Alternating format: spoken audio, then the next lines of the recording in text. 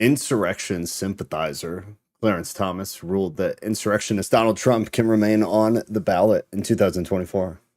That should be the headline. The ruling was 9-0, and you attacked the black man. That's so true, though. That's so wildly true. So if you're watching this recording later, because this just started and nobody has filed in yet, this is going to run different than normal Thursdays. So the normal Thursday is we all vote on a poll, and that poll goes up Thursday night, Friday night, sometimes Saturday night, because I am all over the place. But it goes up eventually. And when it goes up, there's 2 days for the poll to be polling. And then once the polling is complete, that is the topic that we talk about. So you can see in the past, all the polls are there. And however those votes land is what we talk about on Thursday. Well, this week, I decided to try something different. And that differentness was to add an open forum discussion option. The open forum discussion option. Pastora, good to see you. Classic Dems, Go said. So the open forum discussion, I've just been trying to kind of like figure out what the best way to do all this is, where it's not just people talking at people, and it's more people talking to people. It's nice that we have like the voice channel and all that, which I need to get going. But beyond like the voice channel, I still feel like it's hard to engage the chat and bring like the topics in. And then I feel like I stop us from like going down rabbit holes a lot of the time when maybe I shouldn't.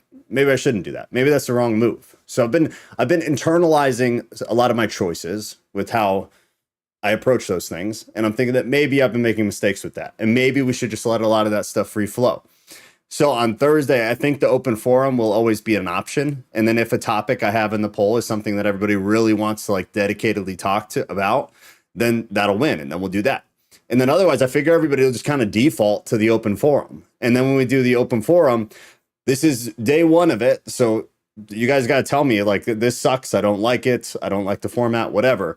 You got to let me know. But basically my thought process is that I'll have a handful of topics or a handful of articles or things that are going on specifically within the realm of Christianity, theology, and the church.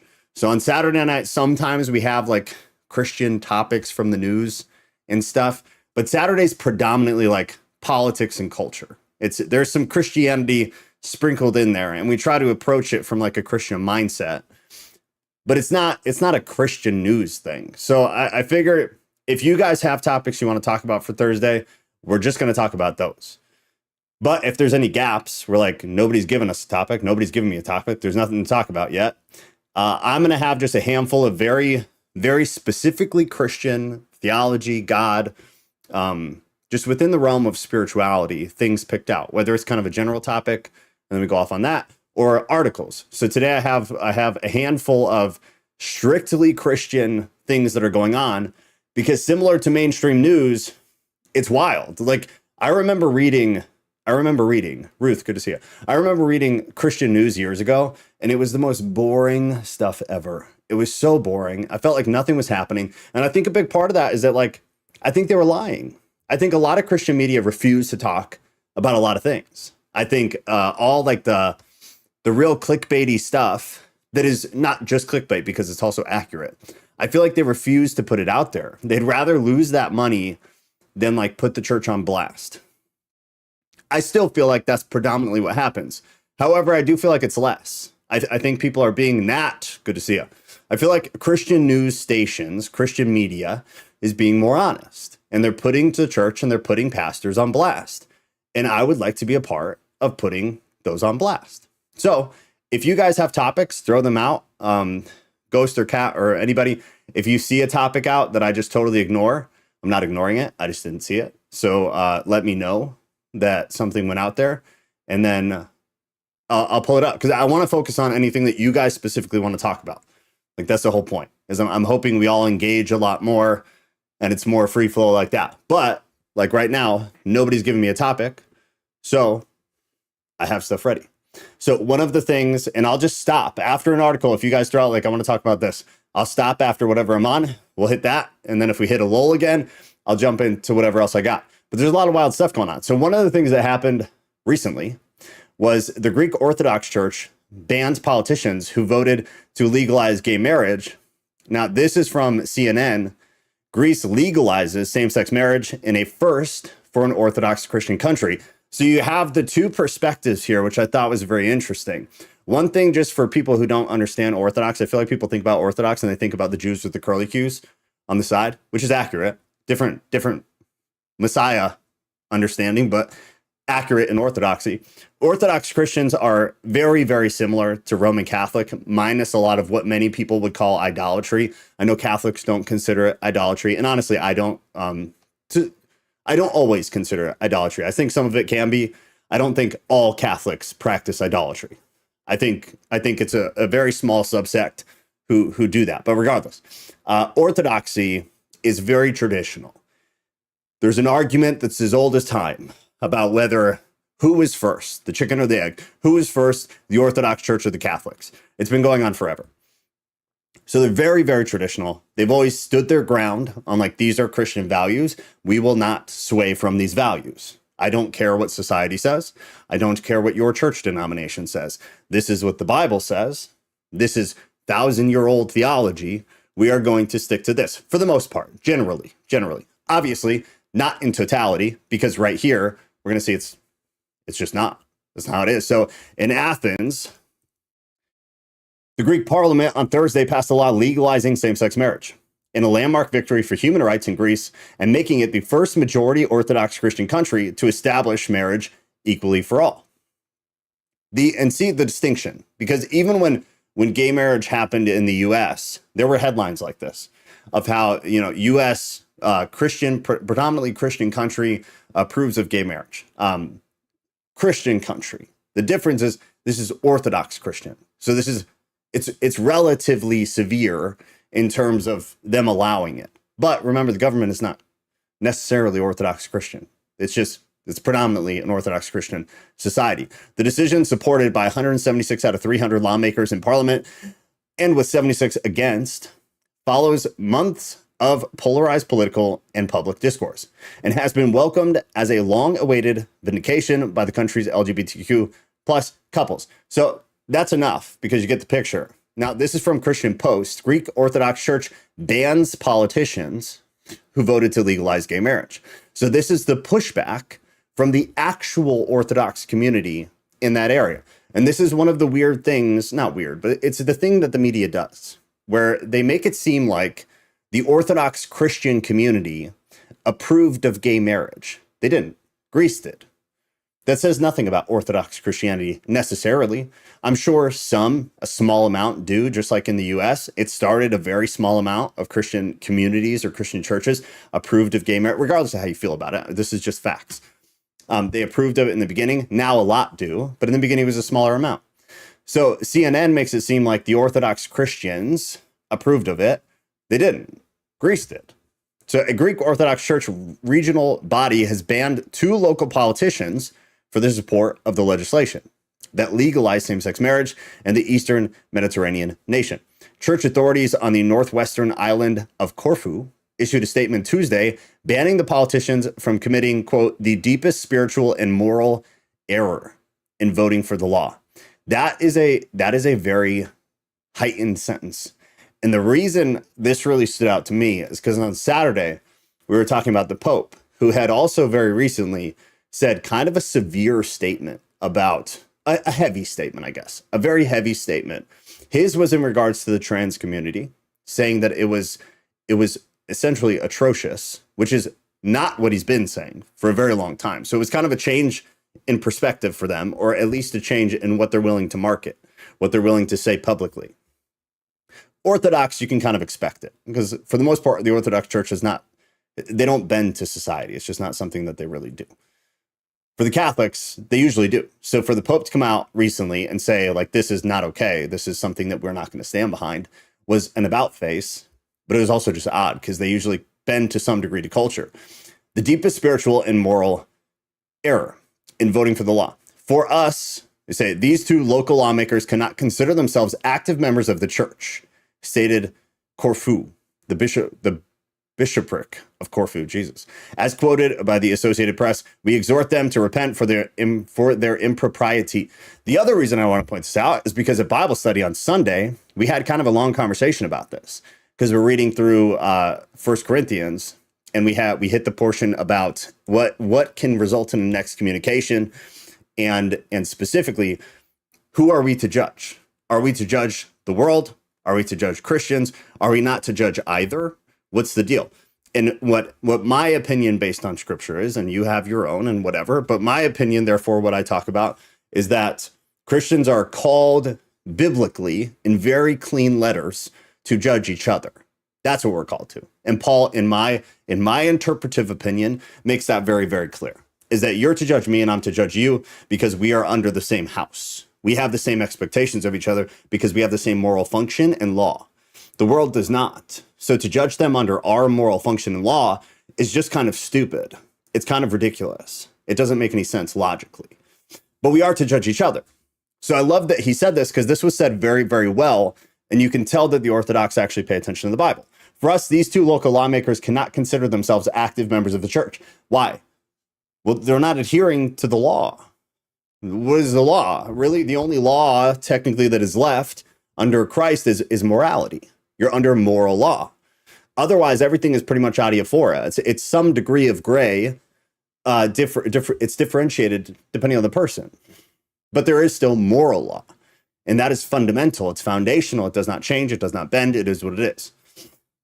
They're saying that. These two lawmakers cannot consider themselves active members of the church anymore because they are no longer conforming to what they believe is a moral standard. Oh, Mikkel. They're not adhering to the moral standard. So we exhort and repent. We exhort them and we exhort them to repent for their impropriety. I loved that because we also talked about that. I love this because it's straight out of the Bible. This is straight out of the Bible. This is how you know somebody actually reads the Bible and they're implementing it into how they deal with ministry. And it's really beautiful because I just don't see it in the US anymore.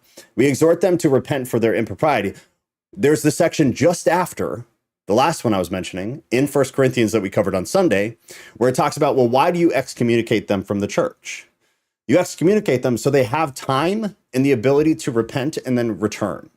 That's the reason. It's not to ostracize people. It's not to permanently remove them necessarily from the church.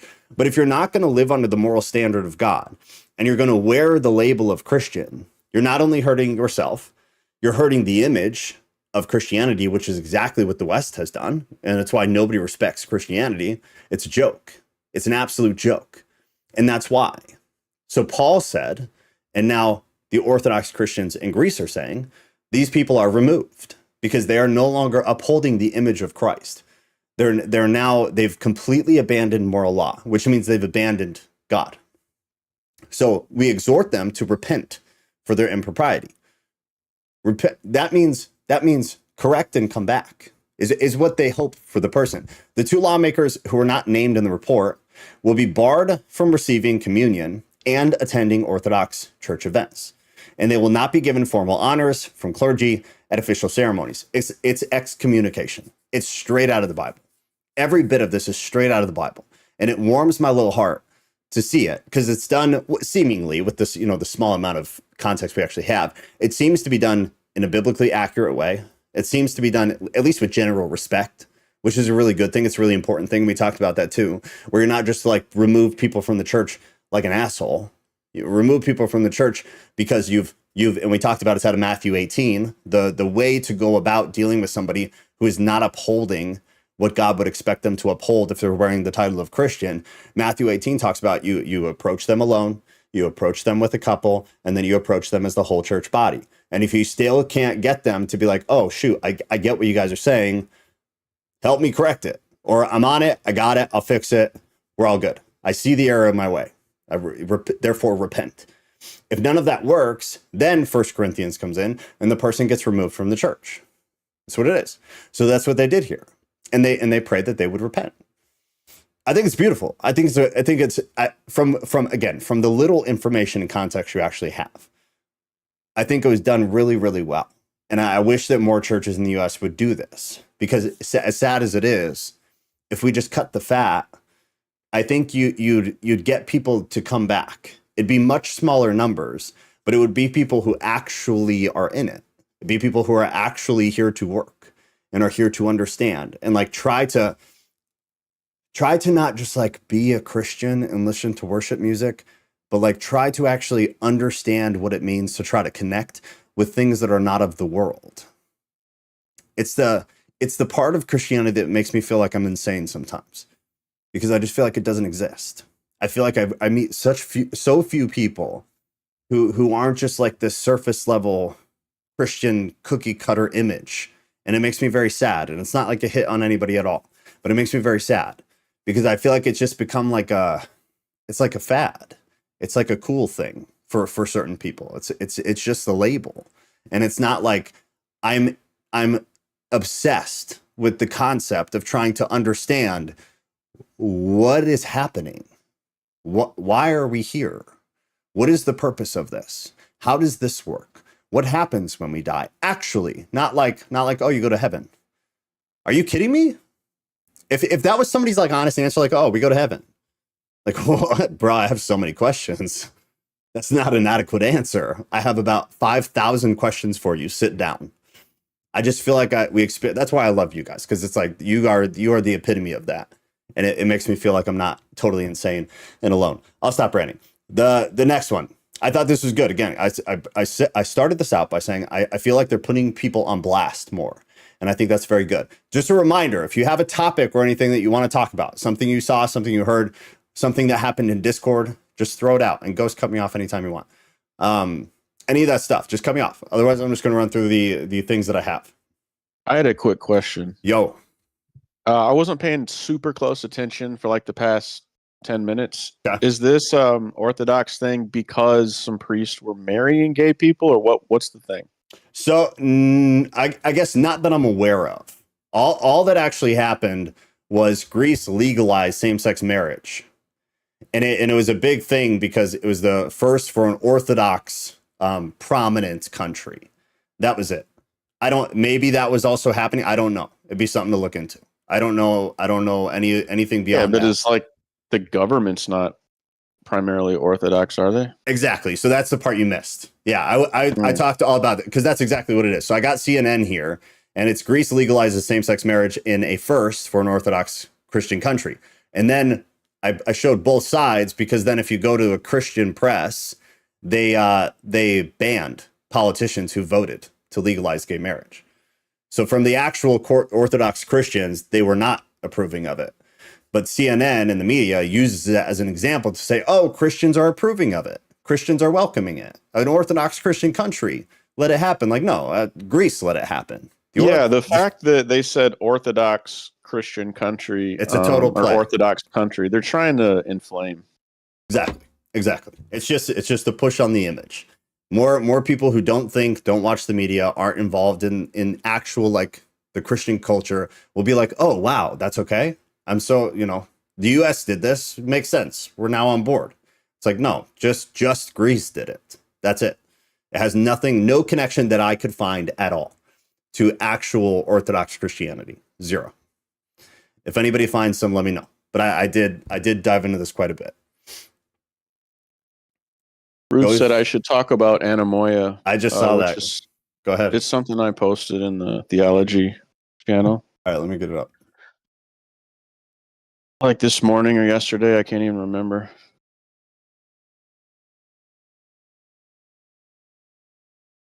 Oh, I missed something that Mikkel, I just saw this that you posted. I'll go back to it at some point. I'll go back after this. Where, let me actually here.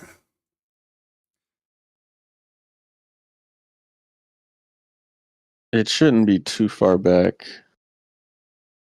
I got it. You want the Wiktionary? Yeah, that's where because it's kind of like a made-up word, but it's not like made up out of thin air. It has a logic to it.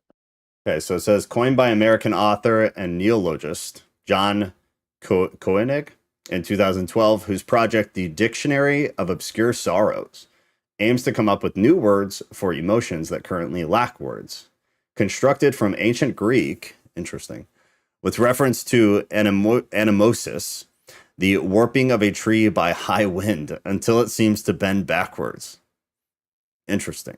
So that sentence is like really loaded, and I like it. yeah, it's heavy feeling. Nostalgia for a time or place one has never known. Okay. All right. Well, I guess go ahead. What was the? I was essentially, I asked, like, is this some kind of proof that a heaven or a higher plane of existence is real because we have this embedded longing for it? Because if it wasn't real, why would we have the longing? Kind of, I don't know. I feel like somebody.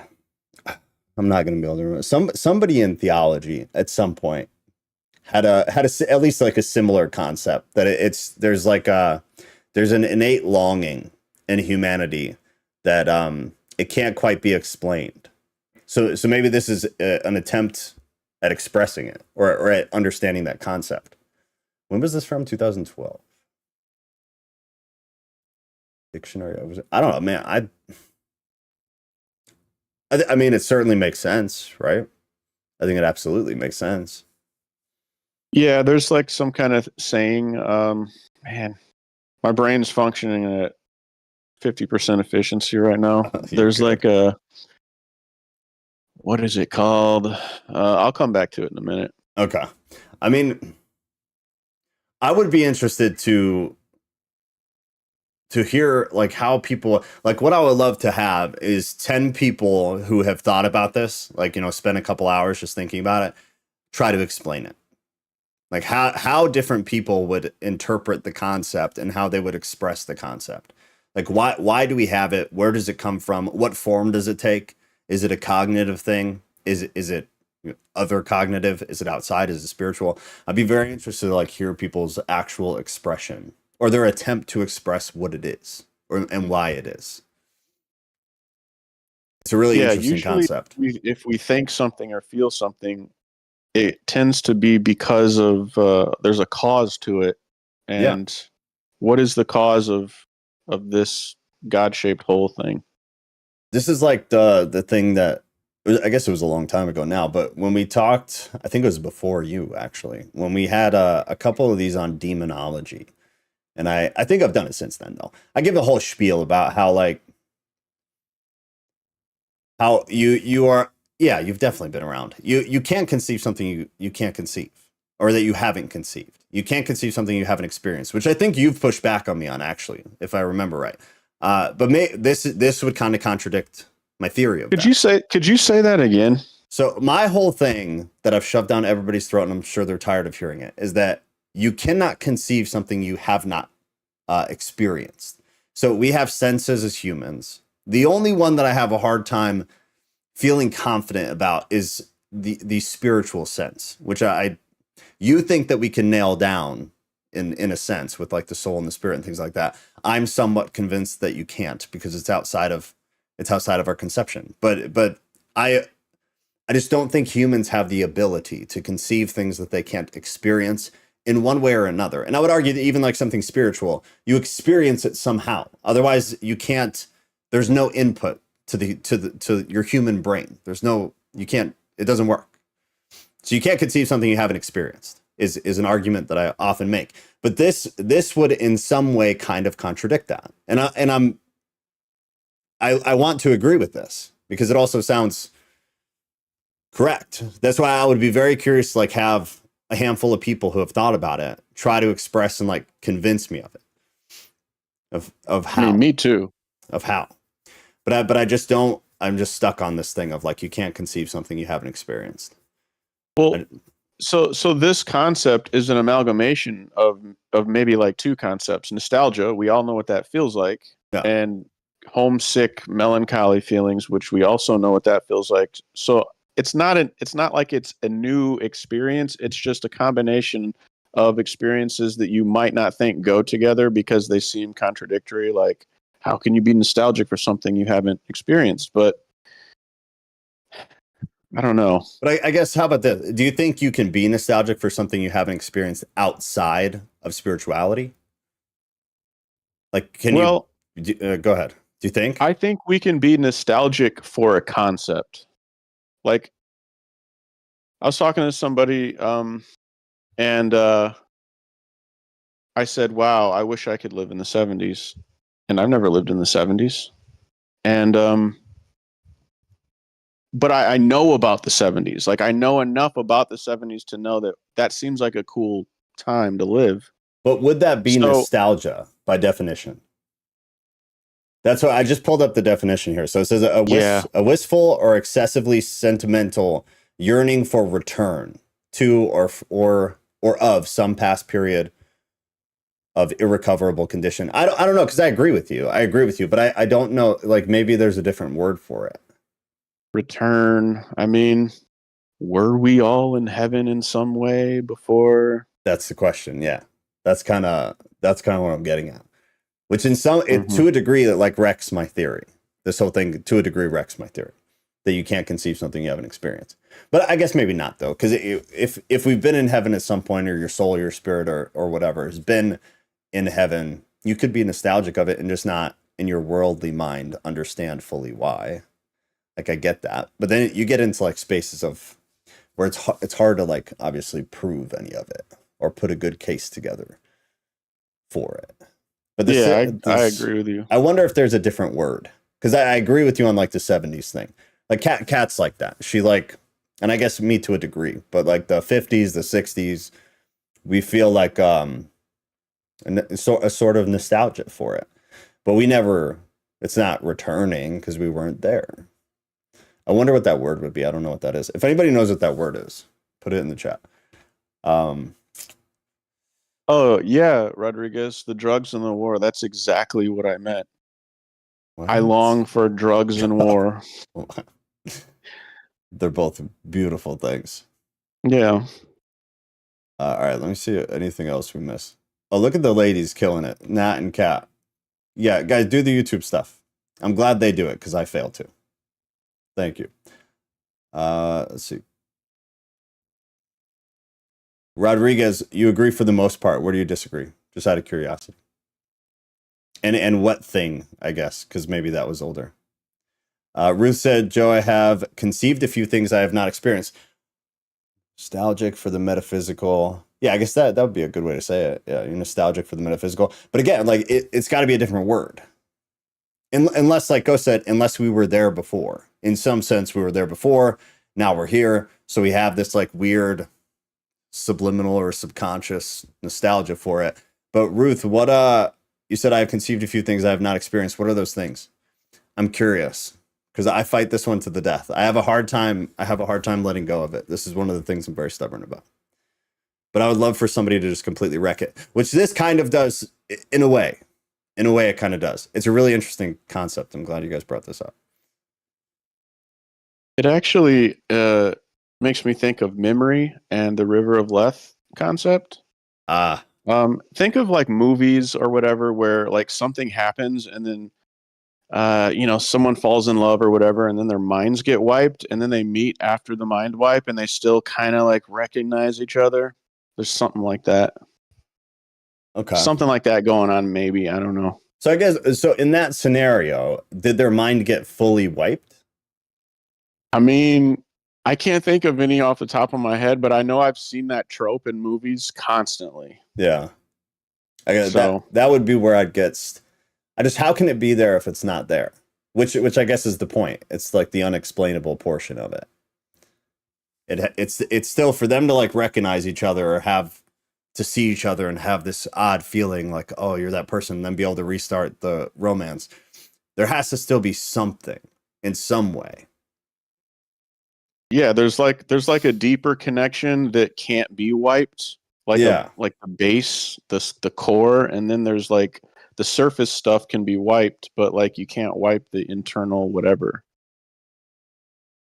I'm like not articulate tonight. No, I completely get it. Yeah. I was just trying to think, like I was trying to think of a good example or a metaphor or something, but I can't. Yeah, it's the, I mean, to say again, like when now I'm like nervous to a degree to say soul or spirit, because I feel like we've gone down such deep ass holes that like people are going to be confused at what I actually mean. So in like the stereotypical sense of your spirit, people think like the spirit is separate from the mind in some way, right? So like on the thing that Ghost just said, if your memory's wiped, your cognitive memory's wiped, but you still had like that yearning or understanding or connection in some way, in the stereotypical sense, perhaps that's like the spiritual connection to something, or that some of the data is put into the spirit or the soul rather than your cognitive mind, and how those things are separated. I don't know. And just to respond to Rodriguez, every era has good and bad things about it. And I don't think anyone is waxing nostalgic about the bad things of any era. If someone says, wow, I wish I could live in the 50s, it's like, we're not like saying, I wish I could beat my wife. Like, that's not what anyone, like, I don't understand. No. You can't think the worst just immediately. At least dig a little and then find out if Ghost really does just want to do psychedelics with no consequence. I don't think that's what it was. I don't think that's what Well, it that was. would be the 60s. So, oh, right. The 70s is when it got bad. yeah. Yeah, I don't. That's every single era is just god awful if you're going the negative route. Every single one. But each of them have like something positive. For sure. Something positive. Pretty sure Ghost Yeah, knows I'm just talking about the positive aspects. Yeah, the positives. That's like I figured that went without saying. Yeah. Cat and I with just I guess to be clear on mine then too. The 50s and the 60s. We like the way they dress. We like the respect they show to each other. The wife slapping, not so much. Not a great part of it. I don't think Cat would be down for it if that's what we were seeking from it. Cat's pretty sure the Ghost knows the downside of the 70s. I think that's why he wishes he had been alive. Critical time, lots to live through. It's interesting for sure. Yeah, I mean, good God, man. If you imagine being able to travel back, even just as an observer, but if you were able to engage, what a wild, wild experience. No, like knowing what you know, if you got to travel with your time. I don't think about time travel a lot, but then whenever like it's brought up, I think about it for a second. I'm like, damn, that would be absolutely wild. What a crazy concept. I'd rather hear from those who are around in the 70s. Can't just glamorize and assume. Rodriguez, what is happening? There were positive things of the 70s. That's all he was referencing. There were positive things in the 50s. That's all I was referencing. Just the positive things. That's all. And I think Ruth is right. It's the music. It really boils down to the music. Like, I'm not really talking about like the economic conditions or anything. Like, yeah. I mean, when somebody's talking about like wishing they could be at a different time, I would assume, and I think safely, that they're not talking about because of the negative things. I don't think most people are like, I wish I was around in biblical times so I could be stoned and put on a cross. Like, probably not. It's probably like to experience the cool things and the interesting things and the positive things, because there were a lot. But yeah, each era is garbage in its own route. Is the word for this feeling you're trying to find? Yeah, you got the word. How do you say it, Ghost? Anemoia? Anemoia. That's the way. I mean, Anemoia. That's the way I say it. Oh, is this pronunciation? Anemoia. Ah, there you go. So Mystic knows about it, apparently. Jojo Rumbles clicked on the video. Whoa, yo. Clicked on the video, immediately heard you lying, and left. You didn't leave if you're typing. It's not possible. Sorry to tell you, unless you're gone now. Even the 50s were S to a degree, and I love that decade more than I can explain. Yeah, sure. Yeah, Jojo came in and just slapped to the face and bailed. It's the music. Yeah, you already said that. Yeah, I mean, the music, man. I would have loved to have been around when like Jimi Hendrix was playing live. This is wild. Yeah, same. And the freedom and stuff like, yeah, it was just different. Yeah, totally different. It's like I miss high school because of the fun, dumb things we would do, but I definitely don't miss the work and other stuff I had to go through. We always romanticize memories and forget the bad. Yes, Mystic, exactly. I don't know why this has gotten, it's like this has become the conversation. This is wild. The Watchers. What? I also think the 70s were great because there wasn't the internet. People actually were human beings a little bit, you know? I think about that all the time. Any era prior to constant contact technology. Because even some technology, like in the beginning, when we had like AOL IM, like AIM, and you were plugged into a computer that was usually in a really weird place, like ours was in the middle of our kitchen, because that's where the cord was. Like that was it was a different time. If you weren't in that tiny little area where the Ethernet would go, or the phone line actually would go, like you were offline entirely. If somebody called, like you try to get a hold of somebody and they're not in their house, you're not getting a hold of them. They need to be like where a landline is. I think about this shit all the time and just how wild the world is now. Like the pressure personally that I feel of like feeling like I need to be available all the time for people, things coming into you all the time. Nothing about that can be healthy. It can't be good for people. I feel like there's some kind of chart for the more conveniences you have, the less kind of, I don't know, freedom or. Oh yeah, it's chains, man. It's chains. I guess if you have like no responsibility and your phone is just pure pleasure, like everybody that's contacting you is just for fun.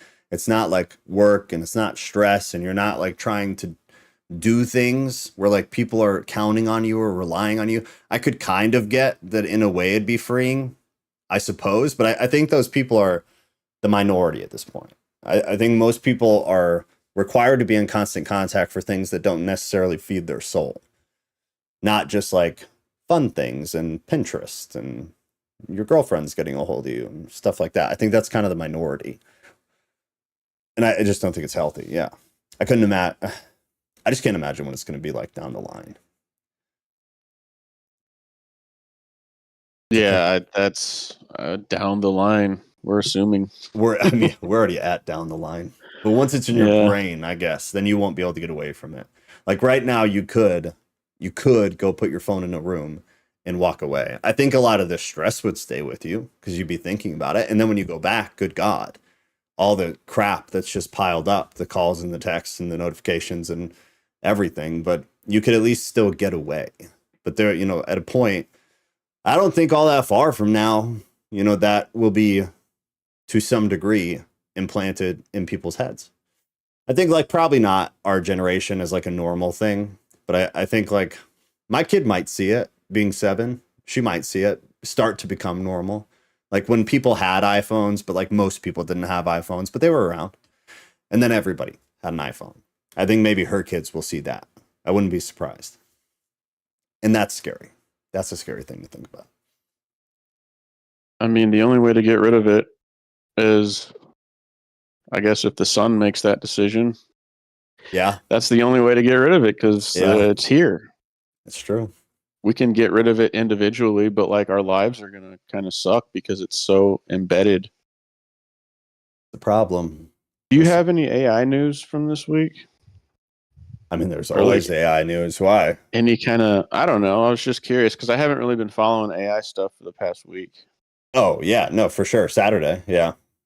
There's some stuff happened. For sure. You don't have anything like on your mind that you're thinking of just in general? Okay. Yeah, there are. In general. Yeah, there's a few. I mean, I feel like not a week goes by where AI... Right now, I guess, fun fact, AI is now... I've told you guys in the past, AI is the only reason the stock market is not down. The only reason. And if anybody needs me to prove it to you, I absolutely could. So let me know. It's the only reason. It's less than a handful of companies that are just AI that are holding up the entire stock market. Your entire portfolio, your entire 401k is propped up on AI. Well, now crypto is the same. So Bitcoin has hit a lull. Everybody's moved Bitcoin into AI, cryptos. So now AI is the only reason the crypto market is going up. So I suppose just be aware of that. And at some point when the stock market completely fucking shatters, just know it's because of AI. That's a fun fact. But yeah, there's some good stuff from this week. Yeah, Gemini did some stuff, and then a few other things. I mean, people know Elon is suing OpenAI, which is Chat GPT, because the whole thing, and then we'll go back to the spiritual stuff. But the whole agreement, because Elon was a part of that. If anybody doesn't know, Elon was a part of OpenAI, which is Chat GPT. Not surprisingly, he was a part of it. But the whole thing was that it was supposed to be open source and it was supposed to stay open source. It was a nonprofit. Well, Elon backed away, and I think it's Sam Altman. He turned it into a for-profit, and now it's closed source. So Elon is actually suing him for fraud because he gave him like something like $20 million, something like that, to do it. So that's one big thing that's happening right now, which is good. Because these closed source AIs are wildly dangerous, in my opinion. Wildly dangerous. Okay, if anybody has anything else specifically, prison cell phones, what? I missed something. 80s riding my bike like to everywhere, such freedom and in touch with nature. 100%. Dude, I feel like Kat and I's age, basically 30, they're the last kids that like rode their bikes to McDonald's with change, and you were able to get a whole meal for like $1.50 with just change. I feel like kids still do that. Probably, I'm being dramatic. I bet kids still do that, but I think it's dying. I think it's definitely dying. I wish we could have no texting or maybe cell phones. It's imprisoning. Yeah, I mean, I agree, but the world can't function. It's a sad part about it. Like it's an idealistic thing at this point. It will never work. The economy has to function with everybody having cell phones because we've built it around that.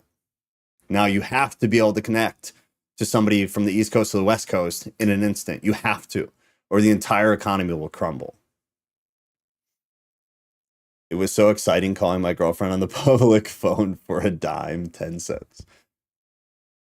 You remember when kids had to talk on the phone in front of their parents? Like, because there was just a phone. There was a phone downstairs somewhere. And so if you were talking to somebody, everybody could hear you. You weren't like tucked away in your room talking on the phone. I remember when the wireless phones became a thing, it was like, holy crap, that's cool. You can take the phone into a different room. It's crazy though. Like it's just wild, man. It's really wild to think about. What a defining generation that group is that had that. Because nothing like that will ever exist again. Probably. Until we hit the dark ages and we restart this whole thing. Yeah. It's coming, man. It's totally coming. I'm convinced. Me too. I'm totally convinced. I'm becoming such a pessimist about it. When you got your allowance to call your boo.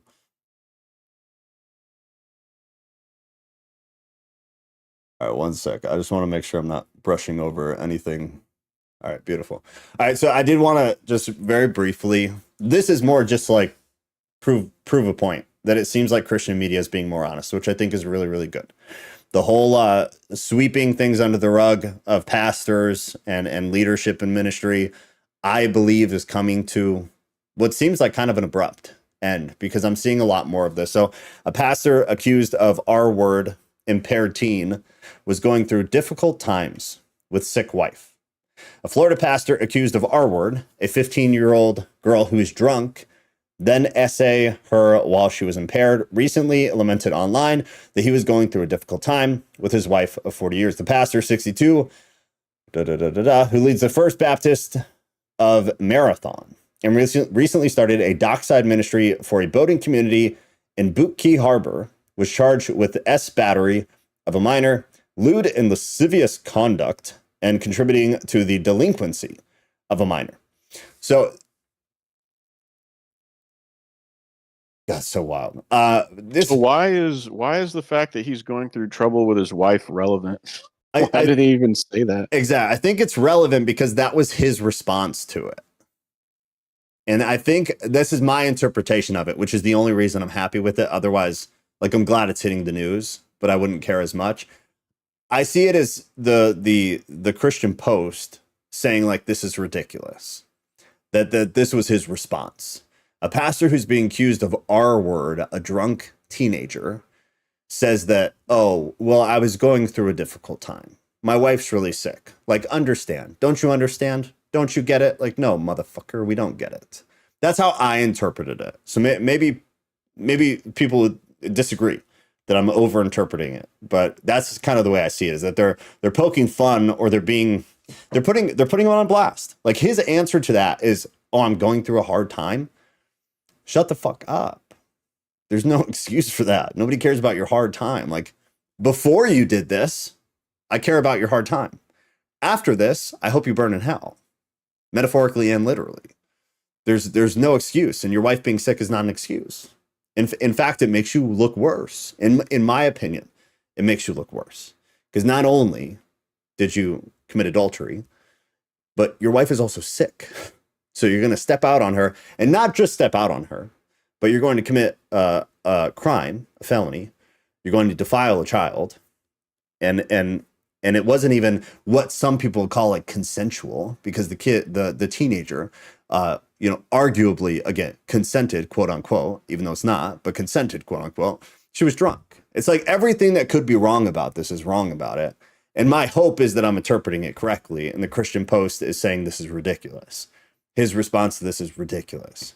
Maybe I'm overinterpreting though, but that's the way I saw it. And if I'm right, that makes me very, very happy, because these types of things were very rare. And I'm seeing a lot more of this as time goes on. And I think it's good. What's the saying? Sunlight is the greatest disinfectant, or something to that effect. I like that. I think it's very important. So is this guy in jail, or is he just hanging out? So it seemed that you don't know, but I don't know for sure, but it seemed as though, yes, he's now incarcerated. The interesting thing will be, does he remain incarcerated? So I have it in my notes to actually try to follow up with it, because I'm curious, because that's been some of the other stuff, is these guys will be put on blast, and then come to find out they're back at the church, or they're back at a different church. They've been relocated or something, which is obviously not okay. Not a great thing.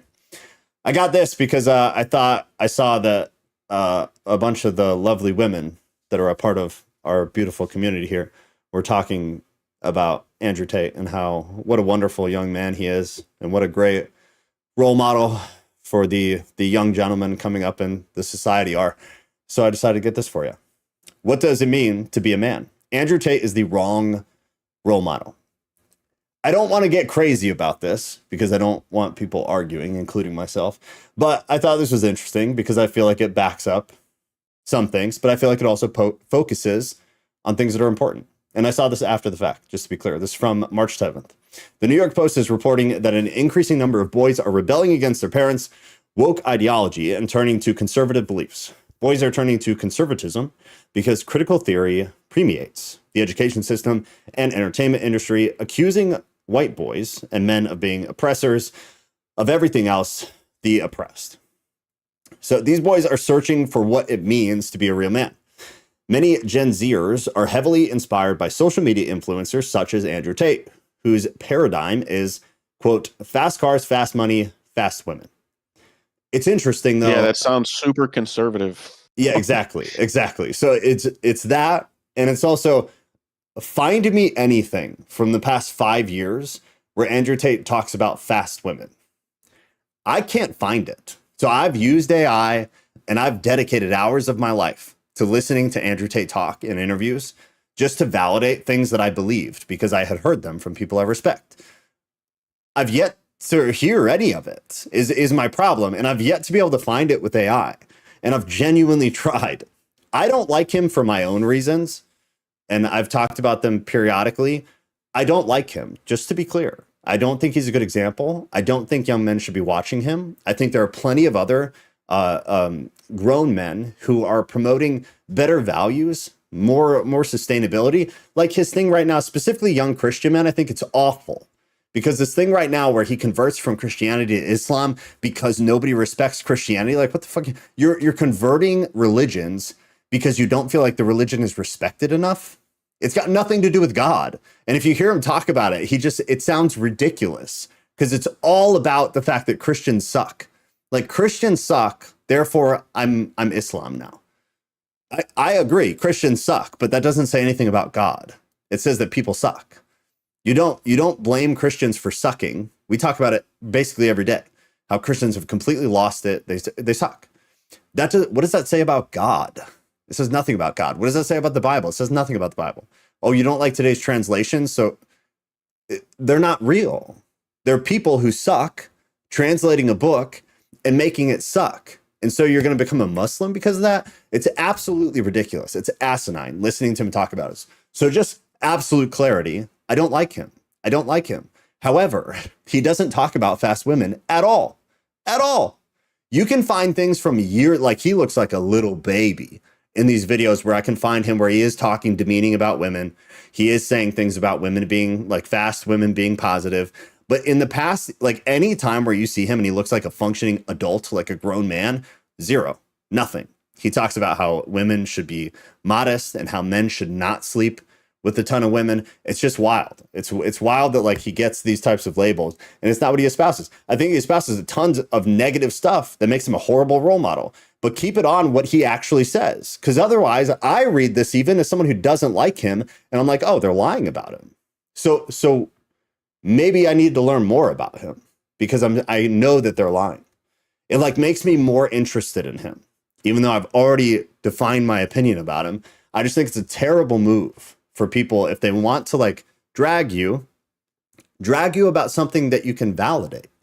Don't drag you about something that I can spend hours and hours listening to him and an hour plus on AI and prove you're lying. It's not true. I think it's wild. Focus on the things he actually does. Tate has 8.8 million followers on X. He calls himself a pimp and admits he produces porn. No and no. Actually, he did the webcam thing, which he admits to. He talks about it a lot. You can find all sorts of stuff about it. The pimp is ironic. And this is one of those funny things. He also has on his Twitter that he's a Zim. He also has on his Twitter that he's a Democrat. He also his entire Twitter thing is it's a play. It's sarcasm. It's crazy.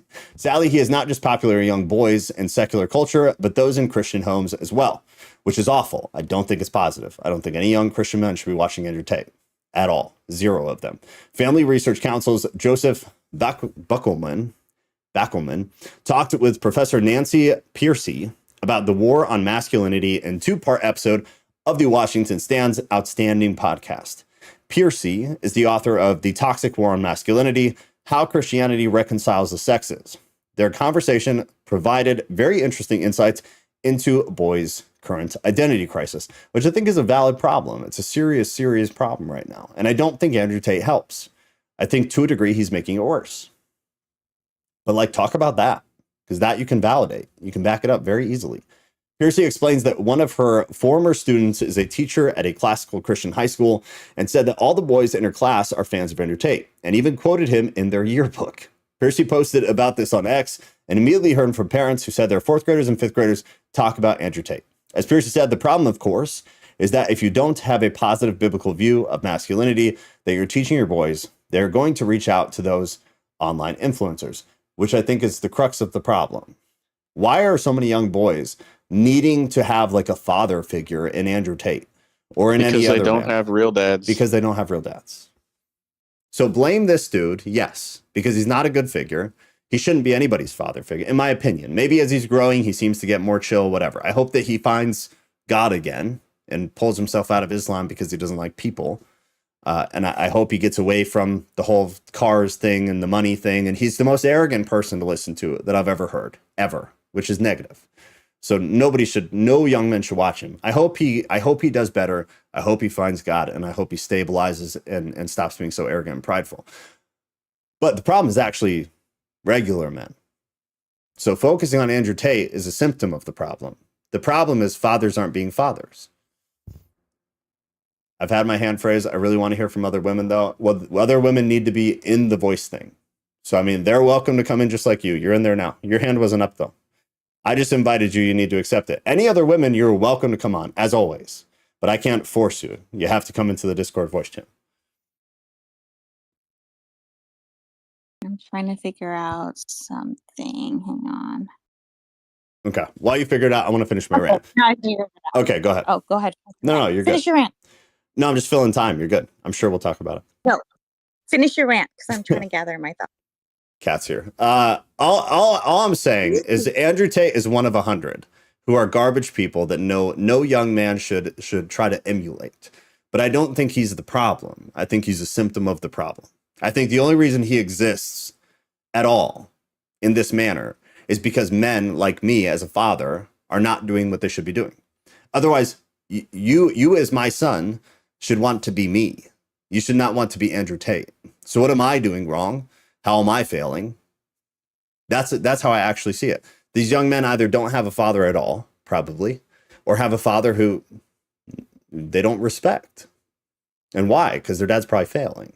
And in some cases, probably not. They probably have a perfectly good dad, but Andrew Tate's cool and he's rich, and like that's not lost on me. I get that. So even with a good dad, there will be some boys who emulate him and want to be like him. But I think you could cut down hundreds of thousands of them if dads were just like being dads, like real dads. And maybe if dads had some semblance of masculinity, because that's kind of what Tate stands for. And that's another thing that has kind of become lost, at least to some degree. Could I say something about Tate Yeah. real quick? I'm sorry. It's just something about the media. I don't think they care about the sex stuff. I think they think that the majority of Americans care about it, which is true. But the reason they're trying to take him down is because he talks about the Matrix and the state and things like that. They don't care about the sex stuff. That's just a convenient way for them to destroy him. You mean like That's my opinion. him like sleeping with a lot of women?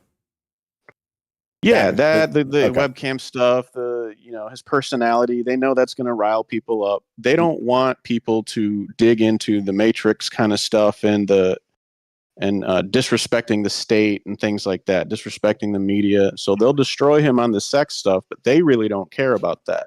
Yeah. They know that you care about that. So it's nuanced, and I just wanted to say that. So I'll shut up. And Rodriguez? Yeah, I kind of lost my train of thought. I think my only concern, no, it's not you. I think my only concern is just that I wish things were a little bit more objective. Like, Joe, I completely hear you and I agree with you when you say about, society not society, men losing their masculinity, right? And everything with gender fluid and all of these different things and how manhood is under attack. And I completely agree. I think like what I was saying with I wish things were more objective is that you would also kind of point out, blatant sexism, which is real and does happen. And, just certain things around, I don't know, like in that department specifically, like part of the reason why I felt like I even started following or listening to you to begin with was because I felt like you added a lot more value and insight that kind of contradicted mainstream. I think the problem, though, that's been happening, not necessarily with you, but just Christianity in general, is I feel like the pendulum just kind of swings too far, either to the left or to the right, literally.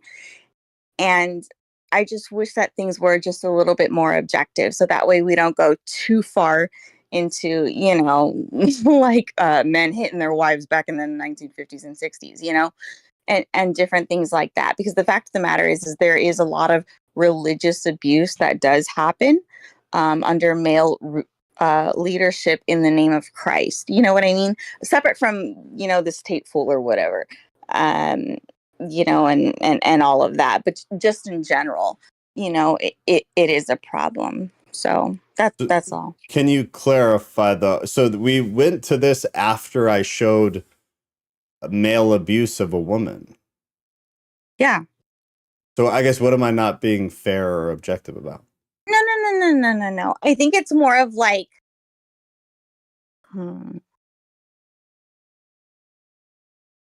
like,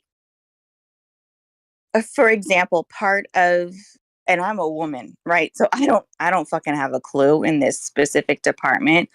All I know is I've had colleagues in the past where, going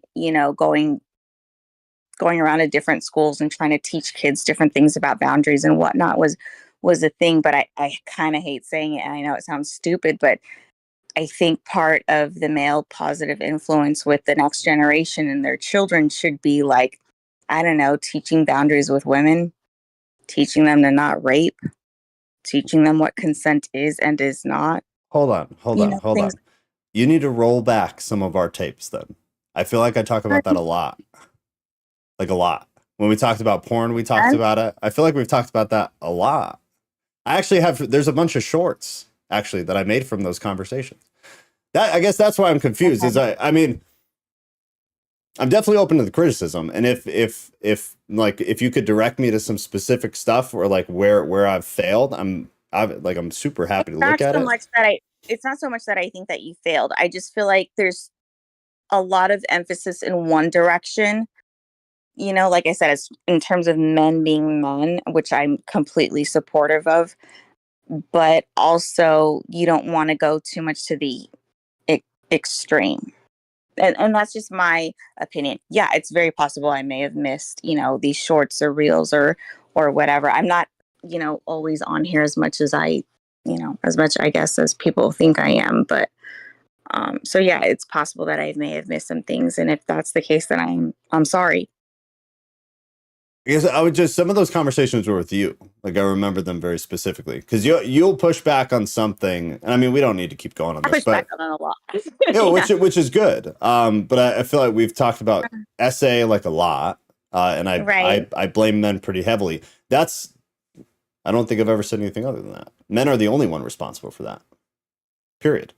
And then I remember specifically you and I had this conversation on live where we both kind of agreed on the fact that the only thing women can do wrong in a situation like that is making themselves vulnerable by choice, which would be like getting wildly drunk with a bunch of people you don't know or trust and having no one there to have your back.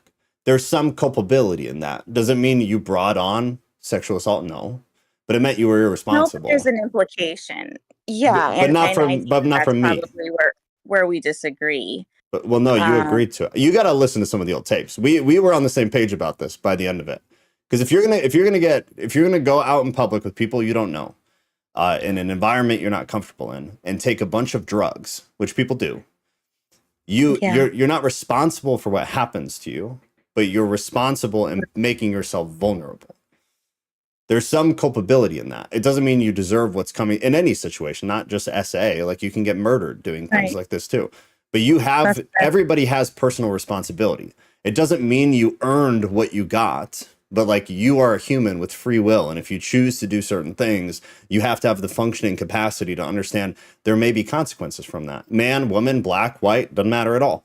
SA, rape, getting stabbed, whatever. Everybody has that. That's just the world we live in. But at the end of the day, SA is 100% on men, period. Nobody forces men to put their in something. Zero. Nobody. It never happens. It's never happened. Men choose to do that because either they're sick or they're sick, really. You're some kind of sick no matter what. If you feel the need to sexually assault a woman, you're damaged. Yeah, I don't know that I would use the word sick because I kind of feel like that's an injustice to the mental health community. I prefer the word evil. What is a mental health community? I don't know, depression, anxiety, that tends to fall under a lot of the umbrella of mental health. And I don't think it's fair to, people who struggle with things that. So rapists aren't depressed? Can't say that word. Anxiety ridden? Oh, my bad. Grapist? Why semantics though? Like, why does that need to be said? You know what I meant. I thought we were on YouTube. And not the R word. I mean, but when I say someone's sick, I assume you know what I mean. I don't mean they're a part of the mental health community, therefore they're committing SA. I mean, somebody is not right cognitively if they feel the need to do that. If a man feels the need to R a woman in any situation at all, he is some kind of sick. It doesn't say anything about someone with depression. It means he is sick. He's sick in his own way. Pedos are sick. It doesn't mean we're classifying them as the same as anxious people or PTSD people, or like they don't own that community.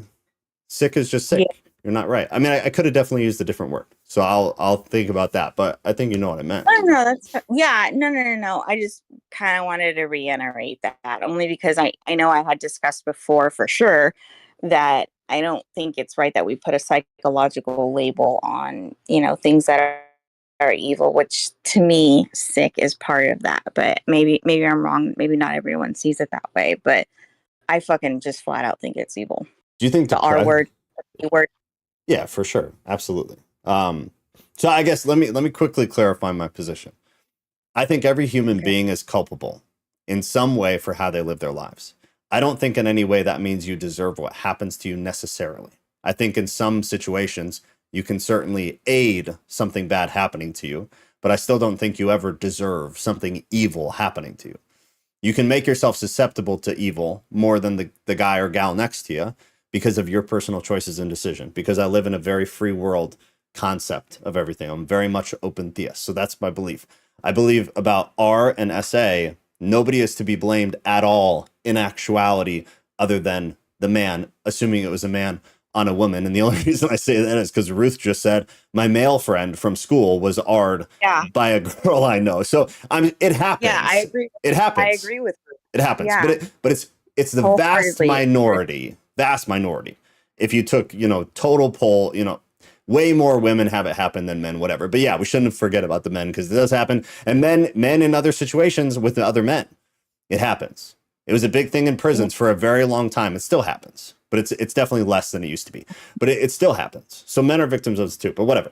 Whoever is the perpetrator, in my opinion, is mentally deficient or spiritually deficient or whatever. But I guess that propels me into asking this. Sorry, I want to see if Mystic had her hand up. Is depression evil? Is anxiety evil? Because then we got on this thing about me using the word sick, which I appreciate, because maybe I should consider a different word. I think I could get it across. No. I think I could get it across in a different way. It was a fair thing to say. As long as it wasn't nitpicky, which I don't think that's what you're doing. So that is something that I want to think about. But it makes me think, you said you don't want to classify them as like in the same, whatever you call it, the mental health community as depression or anxiety. Are anxiety and depression, are they evil? I would argue they are. So different forms of evil or different applications of evil, but I wouldn't say there's anything good or like holy about depression of evil, which I think R is too. Yeah, that's fair, Ghost. Yeah, they're not evil. They're not like the source of evil, but they're consequences. They arise. Yeah, they're the consequences of evil. Yeah, like a byproduct. Whereas I feel like when it comes to the R word and the P word, there's a type of partnership there, and initiating. And I don't know, man. It's a different ballpark, that's for sure, in my opinion. Yeah, I mean, even in the biblical standard, I guess you could argue that, right? Because the only kind of indication we get that there are levels to sin is sexual sin. In my opinion, from the Bible, it's otherwise sin is sin, other than sexual sin. Do you gentlemen think that? I know you've heard me kind of, scream from the rooftops that it's kind of an epidemic in the church. What's that? SA? SA and P, yeah. Yeah, 100%. 100%. That's why. I mean, maybe you weren't here in the beginning, but part of how I started this whole thing was that I think it's really good because nowadays in media. Okay, Ruth, I see you in the audience. If you want to talk, just raise your hand. I don't want to bring you up if you weren't trying to. I think I'm seeing in the media, Christian media, like we're on the Christian Post right now. In Christian media, right. I think I'm seeing a lot more of people putting that on blast. The pedo stuff, the SA stuff, and something that used to be completely not talked about, which is the happenings of pastors or leaders doing those things, being put on blast for it, but then being brought back into ministry. Yeah, that's something else. That's a whole nother, I don't know, evil. I don't even know how to approach that. And yet somehow the victims or survivors, however you want to label it, are outcast or ostracized for it. It does happen for sure. Yeah, for sure. No, but that was kind of my whole point with this one that I have up now. The pastor accused of our impaired teen was going through a difficult time. I'm mocking it because it's a fucking joke. It's a total joke. Yeah. And I believe that you're mocking it. However, I don't know that the article who published it is, which is sad. I'm just not that confident because I think that there's a lot of stigmas that need to be overcome, especially in the church when it comes to this department. I think some of it is rooted in, sexism, but yeah, I don't even know where to begin. I just know that we're decades behind in the church. Do you read the article? No, I'm sorry, I did not. You gotta stop then. You gotta stop then. No, you can't have an opinion before you read the freaking article. Go read it and then have an opinion. And if you did, if you still, however, I did put in the chat that I actually do follow an account where unfortunately all this journalist does is post this stuff. And dude, it's like every other day. There's a pastor or someone in ministry being exposed to either the R, the P, or the A. Very rarely is there, embezzlement, which to me, I applaud. Oh, thank God, that's his issue. Yeah. And not something else. But no, I definitely, follow this stuff a lot. So it just needs to be talked about. That's why. So if we keep doing this for or something similar to every time I see them, I'm going to bring them up because I'm glad to see them as often as I do now. Like the account you follow, I'm glad that they do that. But what's better is when Christian media companies are like, this is wrong. Everybody needs to know this is wrong. That's what I actually want to see. Because like a social media account could be run by an atheist who just wants to make Christians look like total shit, which is still positive. Still good. Yeah. No, I've actually talked to some of the journalists on staff because I was trying to get them to run an article on, the teacher from the former school. Right. That my kids were a part of. So yeah, they're legit. Like I prayed with them and everything, but it's good. Yeah, and the thing that I appreciate is not only do they call them out, but they fucking tag them in their posts. Yes. That's right? Great. That's great. Savage shit right there. That's what has to happen. That's what has to happen. So I hope that happens at mass. Yeah. It needs to. And then honestly, in my opinion, again, like we talked about on Sunday, for those that were here, I think, will you send me those accounts? I think that as Christians, as people who wear the label, you should also be putting them on blast. Because it's all one. The believers are the church. This little group isn't the church. This is just like a very small, tiny little gathering of it. The church is everybody. Yeah. So I think when these pastors do these things, and I said it on Sunday, I think anybody who has their username and sees that post should be putting it out again, putting it on your story, it needs to go out. I'm all for putting men or women, but obviously with SA, it's predominantly men. These men who are doing this on the most fucking the worst of Front Street as humanly possible for everybody that can to see.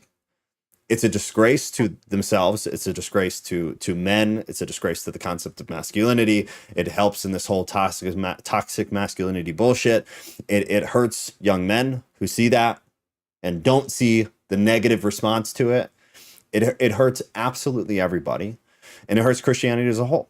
So I think the more people, like secular people, see Christians completely blasting this and being like, this is not okay. F this. This is awful. This does not represent us. This person is no longer in the group. You are out. That's biblical. Yeah. And I think it's really positive. And I think that should keep happening as much as humanly possible. Mystic put something in here. Tana put something in here. I wish I could talk, but I can't, and this is too long for the YouTube comments. This is my thought on Tate and his masculinity discussion. Sometimes I think that women should be the ones to teach men how to be men because we're the ones who need actual masculinity from men. Just how men have always tried to teach us how to be women. Interesting point. Both should communicate with each other what they need in a respectful way that isn't condescending, and that is how Tate has talked about women plenty of times. Even when he's only talking to the men, he calls women bitches and hoes. How disrespectful is that for such a masculine guy? So my first thing is I agree with you 100% until the end. I'd like to see that video. Because that's what I've used AI. Because I've seen this a million times. I can't find anything from the past 5 years where he talks about women like that when he's not being ironic. And then you can say, well, that's still bad. Sure. And I get that. But if we're talking about what he seriously believes or what he seriously teaches people, that's different than if you're being ironic or if you're playing. It's a different thing. It's a different thing. But I'd like to see that if you have an example of it. Otherwise, it's a good point. It's a good point. Men are always telling women how to be. I would be curious what, like, being this a Christian group, what the thought process is on how that concept of how women should teach men how to be masculine because men teach women how to be feminine. How does that align with scripture? Or does it, doesn't it? In what ways does it? In what ways does it not? That would be my question. Otherwise, I think it's a good point. I mean, I had a thought like 5 minutes ago. These guys are committing crimes, so it doesn't Right? really matter. That part. No, the guys, the pastors, whatever, they're committing crimes. So it doesn't matter how much we put them on blast. They need to be, go to jail for their crimes. Yeah. And if The they problem don't, is, Ghost, is they're not exposing them. You understand that. These are internal, quote unquote, investigations, or someone is asked to, quote unquote, step down. But many times the police is not involved. Perhaps they take that scripture out of context about, suing your neighbor or whatever. I don't know what the fuck reason they give, but yeah, they normally don't go to the legal authorities. I think either way we should still that's do on it, them. though. I think either way. So I guess that's where I see separation of church and state. Is a very not stereotypical version of it, where this is one situation where I see separation of church and state. Church and state should exist regardless of whether the government's doing what they should, which is putting them in prison, or in my opinion, in many cases, putting them to death. But even with that, I and then maybe this is just me, but I still feel like the Christian community has a responsibility to hold them accountable within the church. And I guess I would reference kind of what we read about last week with the lawsuits, or not. Yeah, I guess last week on Sunday with the lawsuits. Why are you taking this outside of the church? Why are you suing each other in civil court? Why are you taking this to secular people? This should be dealt with within the court of Christianity, which is ironically, it's an argument that they use to keep this SA stuff in the church. Is they say, oh, these are internal matters. Like Rodriguez just said, these are internal matters. We should handle this amongst ourselves. Like, no, once a crime has been committed, you are to adhere to local and federal laws. Like, the person should be prosecuted. But on a Christian community front, and again, maybe it's just me, and because this shit pisses me off so much, and maybe that's me, a personal problem, and you guys can let me know. But I still think I feel personally a responsibility still to call that out amongst the Christians who are within earshot of me, like me, and whether you're like a leader or a pastor, I don't think it's related at all, but just as like a Christian who has a voice, and maybe there are Christians around you who can hear, you have some kind of responsibility to make sure they know, because there will be many who don't know, and they should. What scripture do you have for that? I'm just curious, because that's something for what? Where you have to go to the authorities. They have their scripture as to why, you shouldn't go to the authorities. But is there anything in scripture where you think they don't actually? So the scripture about not taking them to the authorities has nothing to do with crime. It was civil matters only. So it was like lawsuits and stuff. There's no scripture. Right. So that's one of the things. Then you have to aggregate. So if you aggregate all of the data in the New Testament, which is the most, it's the most, I'm totally just blanking on the word. It's what we need the most for Christians rather than the Old Testament. But if you aggregate it, it seems as though the right and moral thing to do would be to follow state and federal laws, as long as they don't directly conflict with God's morals. At the confliction of God's morals, it becomes a harder question. But prior to that, and something like SA is perfectly aligned with God's morals. It's wrong, period. There is no situation, there is no circumstance, there is no reason, there is no woman's clothing, there is no nothing that would justify the act. So therefore, it's where church and state are perfectly aligned. So then you should go through those. Like the church should still do their thing of going to the person and talking to them, but it should also immediately go to the state. And then it should become an internal matter of discussing it. This is what this person did at our church. This is what we're going to do about it. Or this is what we did about it, which is getting them incarcerated. And this is what we're going to do about it.